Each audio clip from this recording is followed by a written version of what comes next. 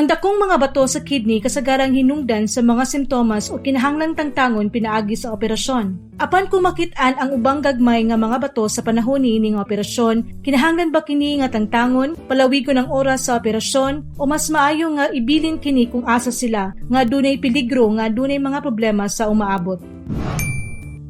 Aron masulbad ang pangutana, gibahin sa pipila ka mga eskolar sa Estados Unidos ang mga pasyente. Sa katunga niini ang gagmay nga mga bato sa kidney nahabilin sa lugar sa laing katunga sila gikuha. Unsa ang mga resulta? Bueno, sa sunod nga 4 ka tuig sa grupo sa mga bato nga gikuha, ang kinatibuk-ang risgo sa pagbalik mao ang 80% nga mas ubos kaysa sa uban, ug ang panahon alang sa pag-uswag sa sintomas mas taas usab. Unsay ato nakatunan karong adlaw gikan niining medikal nga impormasyon. Lagmit nga ang sayo nga pagtangtang sa gagmay o asymptomatic nga mga bato sa kidney makapugong sa pagbalik og paglangan niini sa paglabay sa panahon ug lagmit angayan nga palapdan og gamay ang operasyon aron makuha kini. Kini usa ka medikal nga impormasyon aron mahibal-an ang dugang pangitang tanan nga detalyado nga kasayuran sa paghulagway. Magkita ta sa Med4Care.